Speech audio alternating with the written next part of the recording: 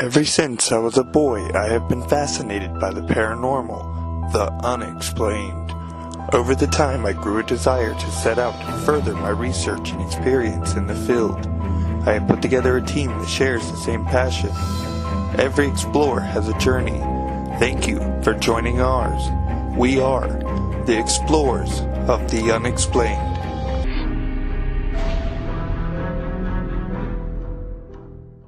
Thank you for having us.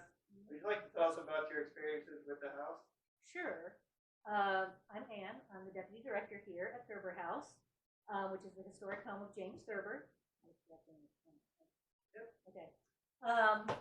I've been here for 13 years. A lot of stuff has happened in those 13 years. But I'll tell you a little bit about the house. This is where the Thurber family lived from 1913 to 1917. That's when Thurber was a student at Ohio State. They lived in lots of different places around the city, but the cool thing about this house is a couple of his iconic stories were written about this house, including one of the most famous, The Night the Ghost Died. So that's what brings you here today. So Thurber believed that something, the experience he had was real. So whenever he talked about this house, he changed the name, or the address. He changed the address. So that no future tenants would get scared, because I think that is smart. Yeah, it's pretty smart. But this is definitely the house, and he was upstairs the night of November 17th, and it would have been into the morning of the 18th, and he heard furious running around the table downstairs, and went and looked over the edge, and nothing was happening, and then all of a sudden the stairs ran, or whatever was marching on the stairs and around the table ran up the stairs, coming right at him, and just stopped. And so that prompted, in true Thurber fashion, a myriad of crazy antics with the family, which probably some were done, some probably weren't done. They were an animated bunch, but he wanted to experience that again, and I just learned this recently, that he would sit at the top of the stairs from time to time and say, "Are you there? Are you down there?" He wanted to experience it again. Really, yeah, no, I just learned that. That recently. I'm like, oh, okay, wow, that's really wanted to know. Thurber heard a story about a guy who lived here before their family. That he got this mysterious phone call at work that said, if you go home between this time and this time, you will find your wife in the arms of another man, is how I heard it told. And so what happens is he comes home, finds his wife in having an affair, and ends up shooting her and then shooting himself. But I've heard that story told a little differently from different people, that he only killed himself, or so I don't know what the truth is. And who knows where that story even comes from. The real story, the real story of what happened here, which, who knows, maybe that could have been the real story. I mean, we don't know. Thomas Tracy Tress, right.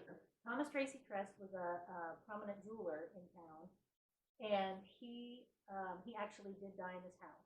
He went upstairs to change his collar for dinner. His wife was with him, and then another woman,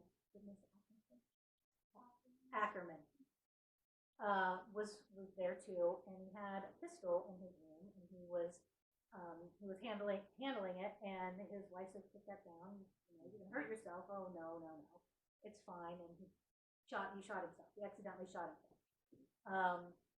I'm not sure which room that happened in upstairs. We don't know. I wish we did. Yeah, I know. I don't know which room was the master. I have a theory that it would have been that one, but hopefully we'll get some answers on that. Yeah, but I don't know for sure.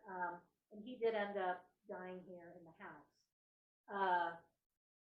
Now a couple of groups have come in from time to time to do these ghost hunts, and one of the ones that was really compelling to me is this group came in, and they were standing on the second floor, just right back here, and they said, "Thomas, was it really an accident?" And I heard the EVP plain as day. It said, "Ask her." And yeah, I got chills because it said, "Ask her," plain as day. That's good. Yeah. So, I mean, I don't know. I don't know what. It's She kind could of. have shot him. It's and- lost to the ages. Who knows? Right, it's a big mystery on that. I hope we get answers. Yeah. So that we've had some visitors who have seen a gentleman in kind of that that starched collar, 19 Old-fashioned. teens look. In the mirror in the front parlor here, standing behind them. That's happened a couple times. That's never happened to me. One of our residents, though, we have residency programs where a writer comes and lives in the attic for a month at a time. And, and they're here, they sleep here. And for the most part, sometimes they get next to, sometimes they don't. But this particular resident brought her dog, and that dog would not let her near the corner in the front park where the green chair is. It would just always put itself between her and that corner, and would growl at the corner. And that was before my time, so I don't know who it was. But we've had others who have had experiences that they kind of welcomed a little bit because it was kind of playful. I'm going to say this right now. There is nothing in this house that's malevolent. Yeah, I agree. At all. You don't even feel it. There is not. I've been to a lot of places and I have not felt that. Yeah, it is. There's nothing here that's going to hurt anybody. And I'm going to say this too, James Thurber is not Hunt Thurber. I agree with you. Not James Thurber. 100% agree. It is not Thurber. It is not James Thurber. We all agree with that. So I've been here for 13 years. And sometimes I get creeped out here, sometimes I don't. And oftentimes I'm just doing my work. Natural. So it's, things happen and maybe I do ignore them, or something happens and I stop and go, okay, what was that? Okay, that was a little too much.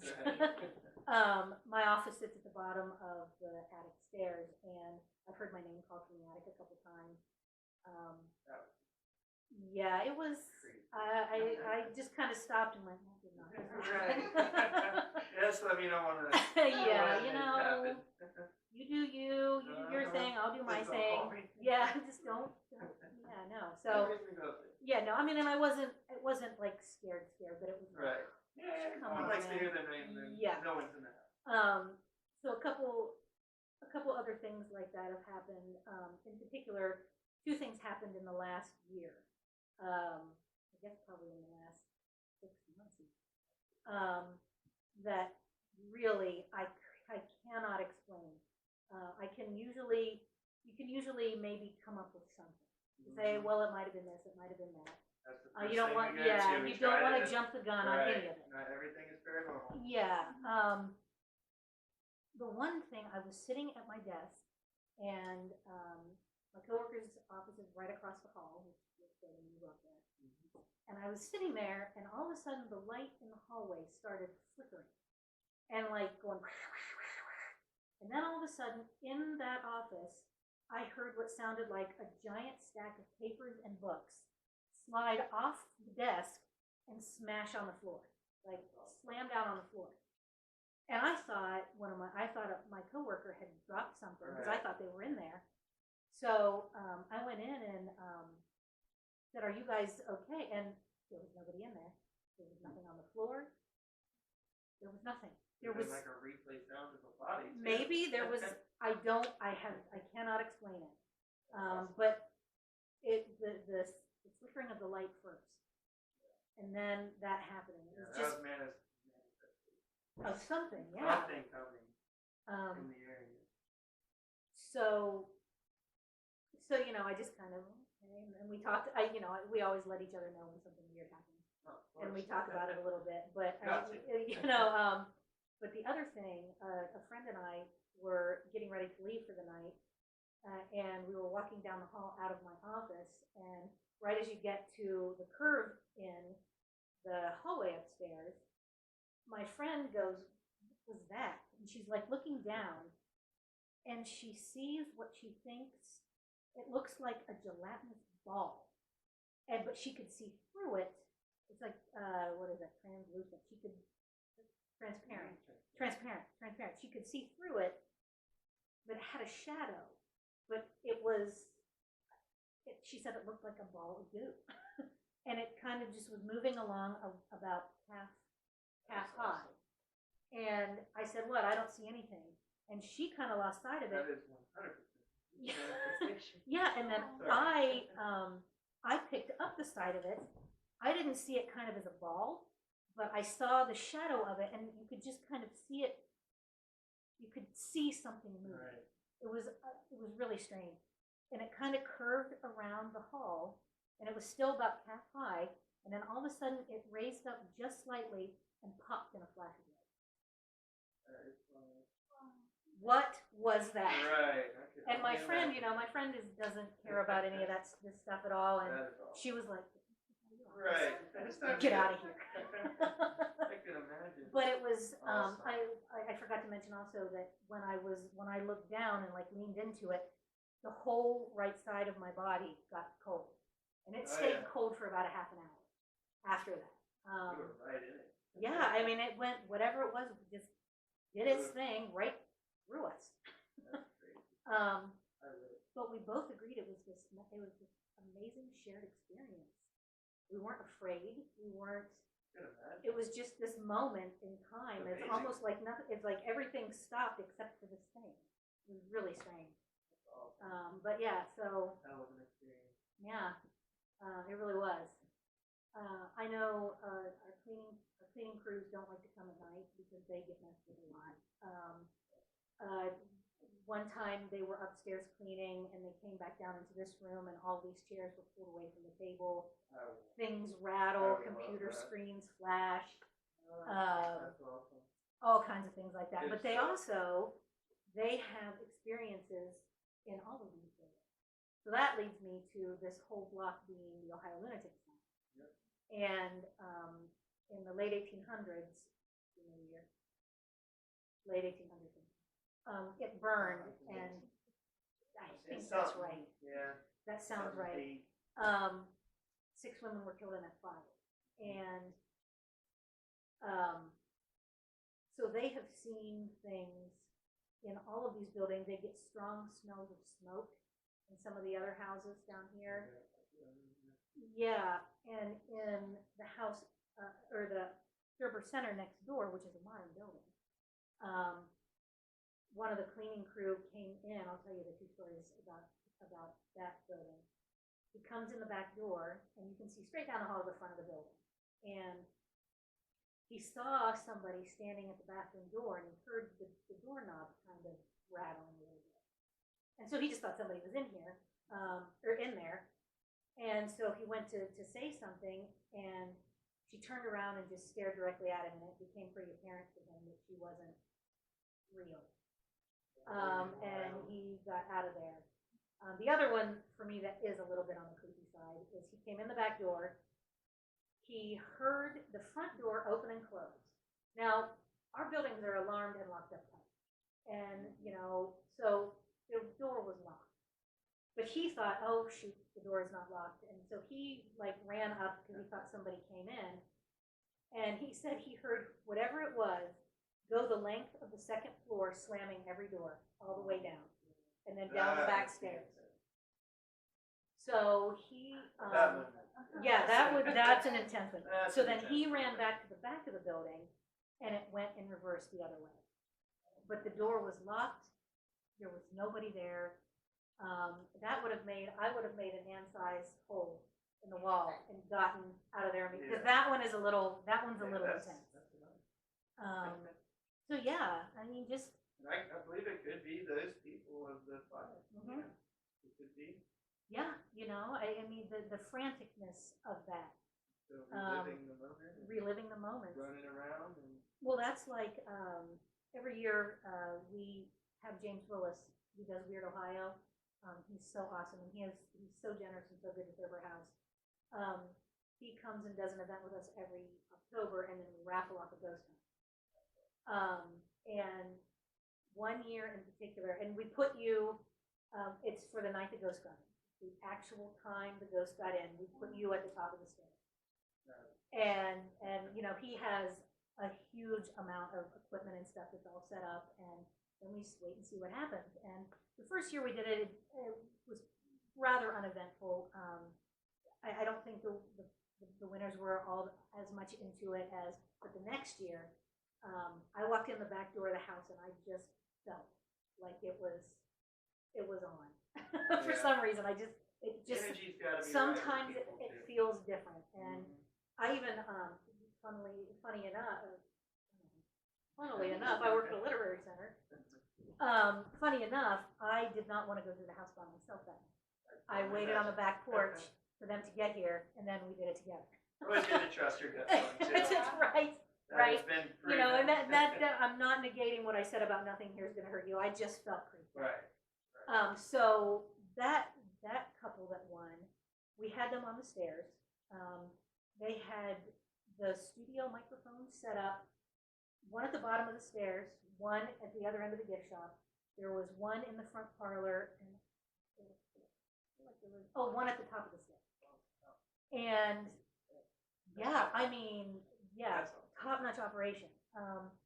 And so all of a sudden, Jim and I and I think there were maybe 2 other team members. We are all glued to this little command center that's set up right here at this table, just waiting to see if we hear something. You know how you do. It's like fishing. You just quiet, and all of a sudden we hear her say, "Them?"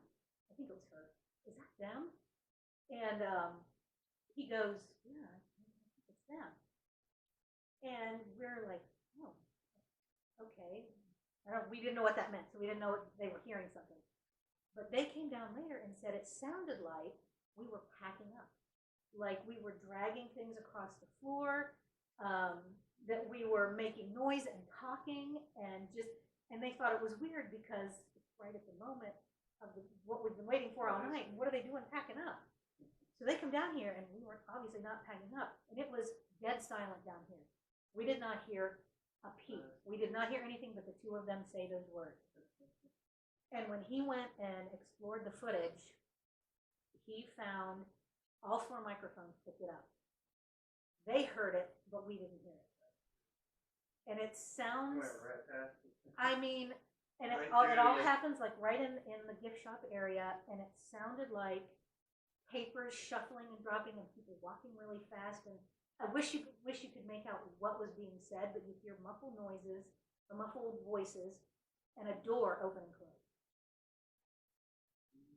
Crazy. But the thing that is really the most perplexing about that is all 4 of those microphones picked it up, but we didn't hear anything. But they heard it. That is wild. Yeah. Unexplained for sure. I love it. So yeah, I mean that's Thurber House. It's an awesome place to visit if you like history, and if you like humor, and if you like ghosts. Yeah, got everything. We got a little bit of everything. Hey, what's up, explorers? Welcome back. We're doing the nighttime investigation at James Thurber's house, and has granted us access into it, and we are going to just investigate and see what we get. I'm Tyler Snyder, lead investigator of the Explorers. Got my partner with me, Melissa Alderman, and tonight we're going to be here to investigate and to see if we can get their side of the story, the spirit side of the story. Yep. See what they have to say for us, and see what they have. Yep. There's a lot of different stories, guys, as Ann talked about. So, therefore, we don't want to single out anything. We're going to just kind of go with the flow and see what's here. We're going to try to communicate and open up and see what comes back. We're not going to single any names out, and we're going to see what's really in the house and see what's going on. Hopefully the spirits communicate with us and give us some kind of activity. So we are going to start with the investigation. We've already set up a camera upstairs in the main hallway where Thurber and his brother ran into the rooms, and the ghost followed them up. We have a laser grid set up there with a camera. We're going to try to station it there and see what happens. In the parlor room, we have another laser grid with the camera in there also. Alright, so we're going to start with the EMF, the basic reading. We're going to kind of walk around to each room and see what the readings give off. So let's go ahead and start with the cove area. And this had a lot of activity from a few of the stories we've heard. Base reading seems normal. All green light. Cool, cool. Alright. No weird spikes of any sort in this room. The dining room. Nothing yet. That's good. Nothing but a light. Yep. We're just testing and making sure there's no Interference. interference with the meter. So when we start asking questions, if we do get an intelligent spike, we'll know for sure. So we like to try to debunk it before we do it. So let's go ahead and leave that way. Then we will head on up.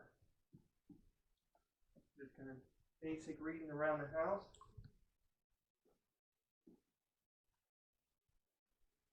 The living room again. And as you see, the laser grid is on the wall. We'll head on up.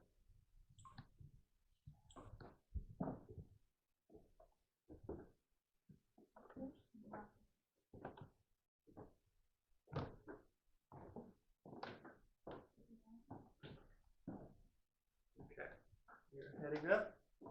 No spikage yet. As you see, hallway is good. Clear. See what happens when we turn it on. Nothing. All right.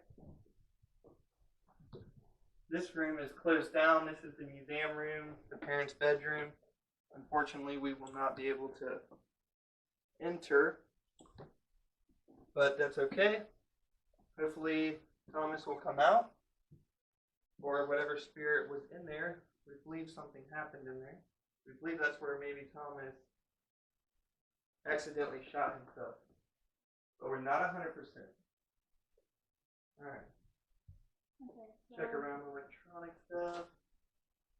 Alright, so there's just not enough to make the meter jump. That's really good. Very good. Nothing. Alright. Moving on.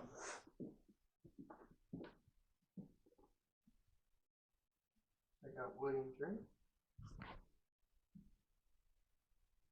Alright. No spiking. What? Oh, getting a little bit. Could be Anne's stuff. Let's go ahead and move it closer.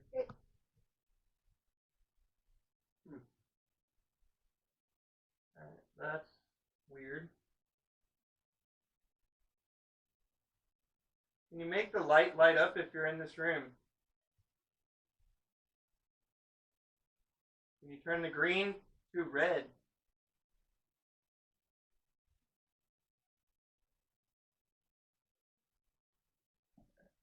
We'll come back to this, guys.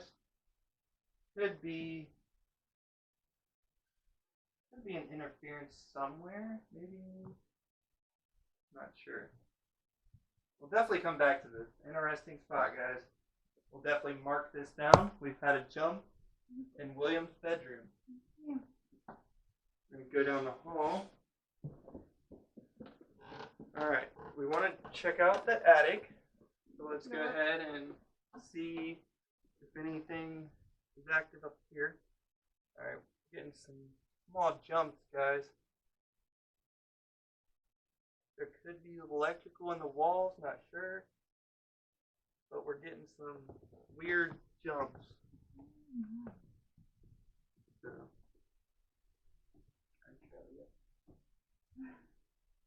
stable. Alright. We're going to move on through. Alright. And this is where the authors, they come and they rent it out. This is lights out right now.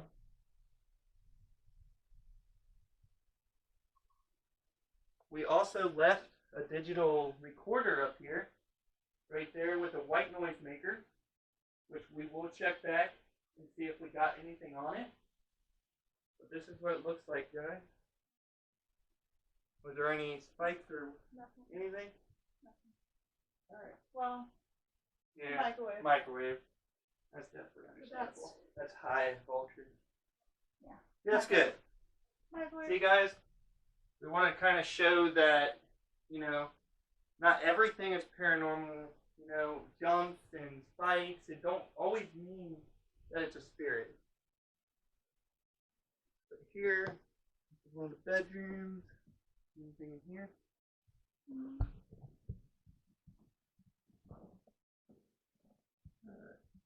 Nothing in the bedroom.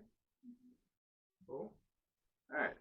So not much up here, as we see. Yep. Go ahead and there. If we get anything. Alright, this is kind of where the authors, they come and write. Here's the big old desk they sit at. Very nice room. Nice setup. Alright. So, no odd spikes. The only one that we really had was William's bedroom. Yeah. That was kind of strange. Alright, let's head on down. So far, everything's checking out pretty, as expected. It should.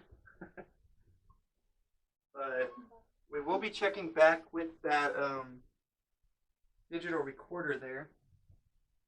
Hopefully we get something on it. I'm going to go ahead and head back down. Yeah, that was kind of weird. I saw it going back to yellow though. I want to say it's maybe electrical right here, because this is an add-on wall. Yeah. There could be electrical behind that, because it's too frequent. Alright, so we're back in the hallway. This is the main hallway. Thurber and his brother ran up the night the ghost got in. Gonna go ahead and get them. Yeah.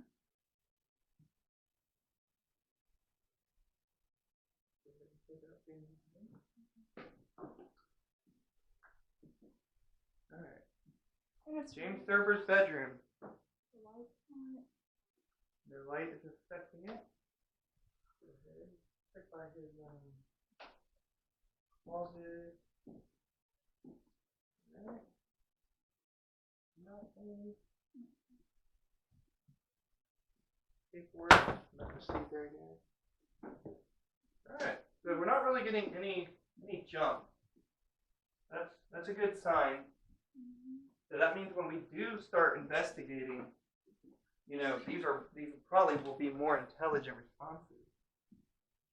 Some kind of odd jump right outside of James' room. But then it goes away. It's really hard to tell due to the maintenance and remodeling of the house of what the conditions of the wiring is inside of these walls. It could be a mess, for all we know. But they restored it pretty nicely, so I think the wiring should be up to date. Anything? And her computer. Yeah, she's had computer glitches and other things too. And maybe it could just be from electrical communication error or something. But I don't want to say that, not just yet. But here, guys, we got the laser grid ready to go. We got the other little camera. We're going to kind of hold down this hallway with it. And as we move down, we're going to go ahead and set this up. You guys can see. Hold that. I'll show them what I'm doing. Alright, so we're just setting it up, guys. Let's start the laser grid up. Start the camera. Hopefully we can get some good stuff. We're going to start recording. As we head back down, we're going to start turning out lights. We're going to go lights out. And hopefully we get some. Alright, so we'll sit that there. If anything runs through this hallway or come up the stairs, let's see it. There we go. Laser grid set up. Turn out James' light for. that one. Alright guys, we're going to do a complete lights out session. We're going to walk around the house and ask questions with the EMF in Melissa's hands. And we're going to see what we can get. Hopefully we get some communication. Also have a heat signature device right here that will tell us what it's like in each room. So if we get a dramatic temperature drop, that could mean something. So we're going to kind of walk around, and we're going to use the EMF first thing, and hopefully we can get some stuff. We are entering the alcove room. Is there anyone here with us? If there is anybody here with us, please use the device in Melissa's hand. Manipulate it. You can change the colors. It's called an EMF. And the closer you get, it magnifies the electricity in it, and the lights will grow. They can go all the way to red the closer you get. Can you please make that happen if you're with us?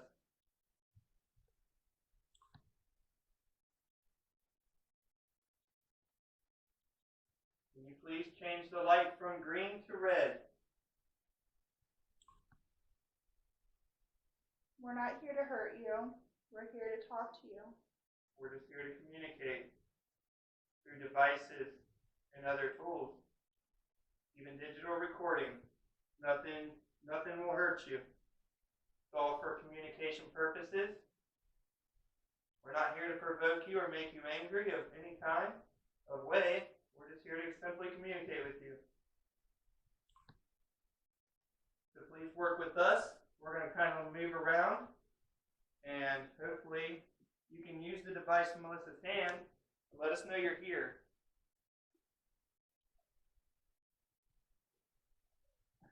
Got any?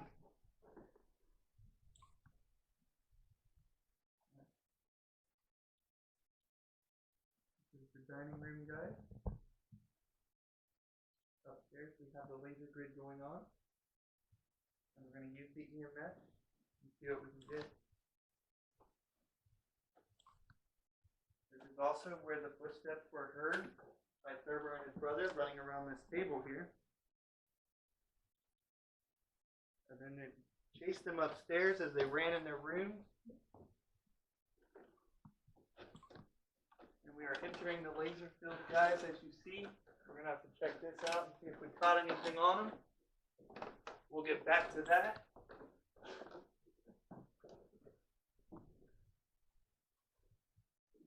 Alright. We have made it upstairs. Any spikes going up? Run. If there's any spirits on the second floor up here with us, can you please use the device in Melissa's hand?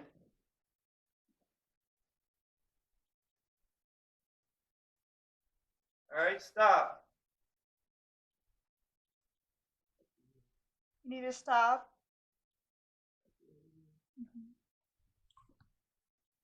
Alright, that is... Alright, back up. Let's go back through it. That was spiking. Huh. Alright. Yeah. Well, we are definitely getting some major spikes now, guys, since that question. And now we're going to try to reset the device. We're going to turn it off. And we're going to turn it back on and see what happens. If it continues to spike like that, it could be a malfunction. I hate to say that everything is not something, so. Alright. That's odd. Can you do that again for me? Can you make the light go to red? Just like you did before? Use the device in Melissa's hand.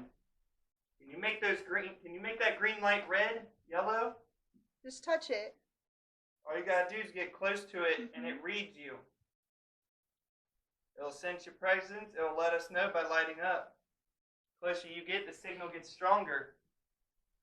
Can you please make the light jump again?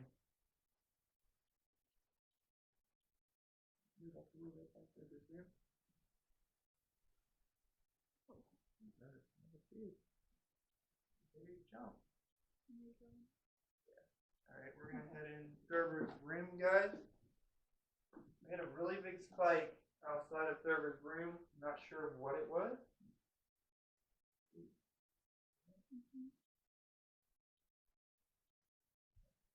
Then again, it's an old house, a lot of creeks. Is anyone here with us in this room? You can get close to this device and make the green light go to red. Can you do that for me?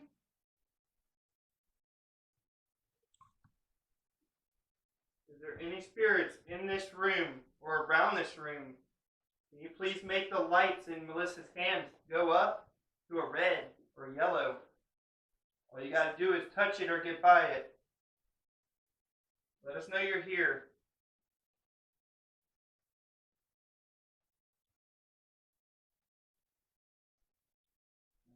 We'll move out into the hallway again.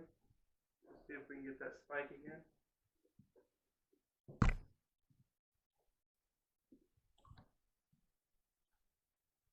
No. If you are in this hallway, can you please use your energy and make the EMF in Melissa's hand change colors? All you got to do is come by it. Use the device in Melissa's hand.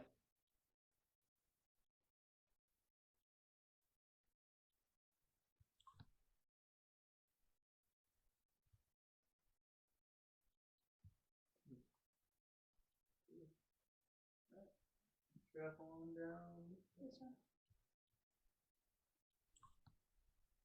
You ready to go to the attic first, or keep going? I say keep going. Yeah, and let's then go. we'll We'll do to the attic last. I'm wondering about his bedroom. Alrighty. Now we are traversing down the hallway. This is William's bedroom. Yeah. And here we had a lot of weird spikes right off the bat. Like right now. Mm-hmm. Now this could be an electrical surge due to, we got routers over there in the corner. We got the computer. We got a lot of devices in here, guys. So with it spiking like this, and it's continued to spike like that, I wouldn't label that anything just yet. It is odd, but there's also a lot of power going on in the room. So,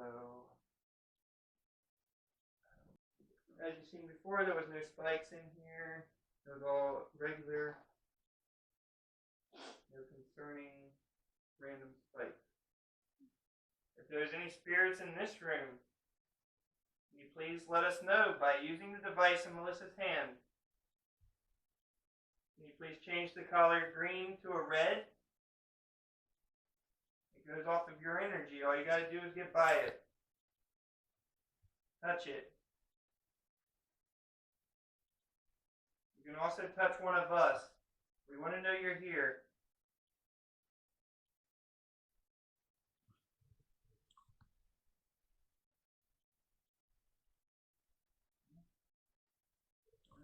With the EMF, there was nothing odd, really. No spikeage like we thought, but there was a little spikeage by James Thurber's room, which was kind of weird. A little unexplained. We're going to go ahead and check the attic out and see what the EMF's up there. See if we can, maybe something will spike it up there. We got the laser grid going, so hopefully that caught something. We're going to head back up to the attic. Alright. It's a little hard for me to get up here, guys, so I apologize. Alright, so here we go. Read with the EMS. Yeah.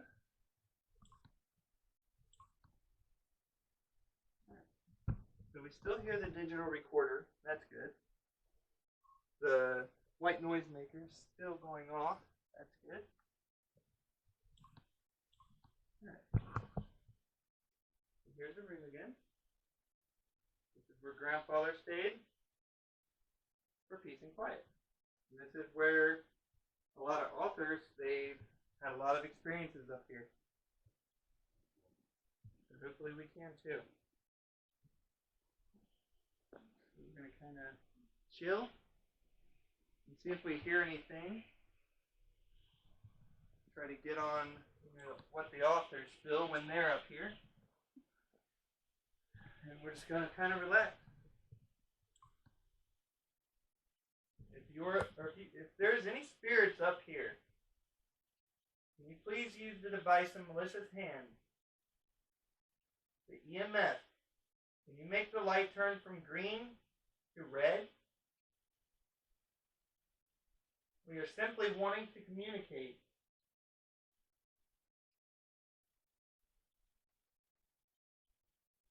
This is base communication. We just got to know you're here. If you are here, please come turn the light to yellow or red. Think of it like a game. If you can turn it red, you win. And that will let us know you are here. Then we can further communication, such as the spirit box.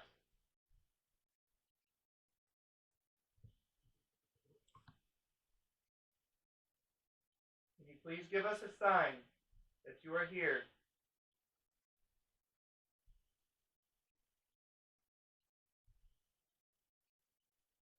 If you could speak through the white noise maker on the table, if you can push your voice through that, that would be great.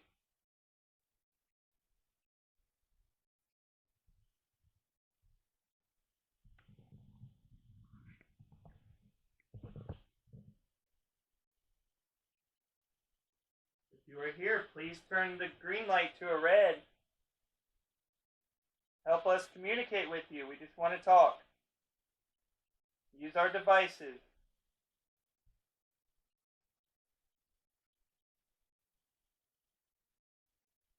Alright guys, so not much luck up here at all.